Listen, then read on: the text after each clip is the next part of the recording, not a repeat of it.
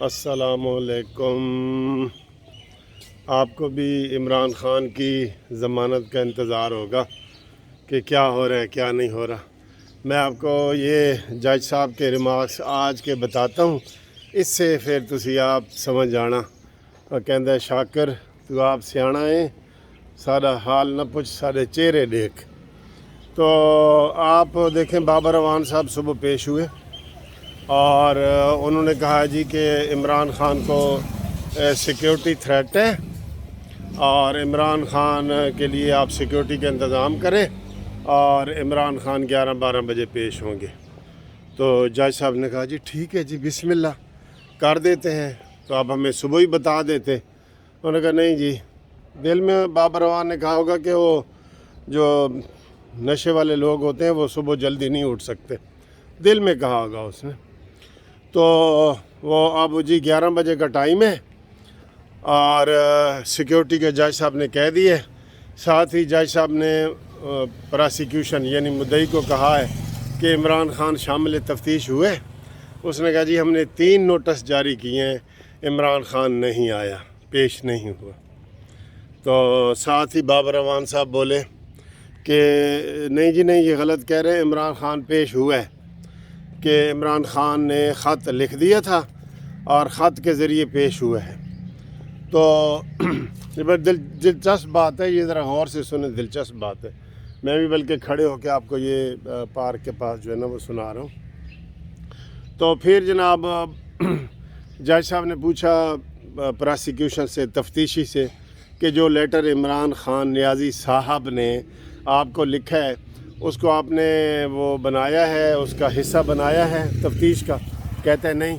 कहता है क्यों नहीं बनाया? इमरान ख़ान ने लेटर लिखा है और तुमने हिस्सा नहीं बनाया, फ़ौरन बनाओ। वो आर्डर हो गया। फिर उसने साथ ही ये रिमार्क्स दिए कि ये एक खाली तकरीर का मसला है और इमरान ख़ान का पेश होना कोई ज़रूरी है। सुभान अल्लाह, सुभान अल्लाह। इन फ़िक्रों ने तो सारा हमारे 14 तबक रोशन कर दिए। ये जो हमने काला कोट पहना हुआ है ना, इसके भी 14 तबक रोशन हो गए। जज साहब कहता है कि इमरान ख़ान का ज़ाती तौर पे पेश होना कोई ज़रूरी है। अल्लाह अकबर, कसम खुदा की, कानून की धज्जियाँ बिखेरी जा रही हैं, धज्जियाँ। ये है जनाब राजा अब्बास जवाद, क्या नाम है उसका, दहशत गर्दी का जो जज है ना राजा, ये उसका ऑब्ज़र्वेशन थी। और उन्होंने बाबर अवान को कहा आई लव यू, जाओ 11 बजे आओ या 12 बजे आओ, तुम्हारी मर्ज़ी है।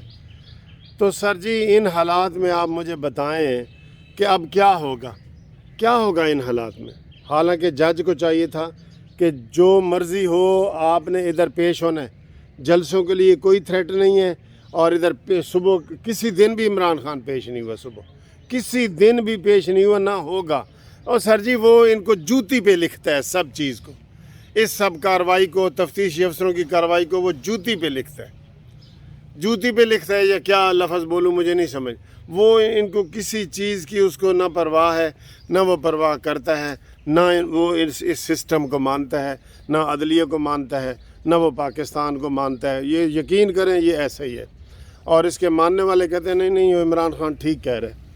जलसे रोज़ कर रहा है, इतने बड़े जलसे हज़ारों के या जितने भी आप कह लें, उसमें सिक्योरिटी थ्रेट नहीं है। पिछली दफ़ा भी ये अदालत में आए, बाबर अवान ने लेटर पेश किया कि जनाब इमरान ख़ान पेश नहीं हो सकता, सिक्योरिटी थ्रेट है। किस चीज़ का सिक्योरिटी थ्रेट है भाई? इस अदलिया को भी जो है ना, ये अदलिया मज़ीद एक्सपोज हो रही है, बहुत ज़्यादा एक्सपोज हो रही है अदलिया। इस तरह के हालात पैदा हो गए हैं कि एक शख्स इनसे काबू ही नहीं आ रहा।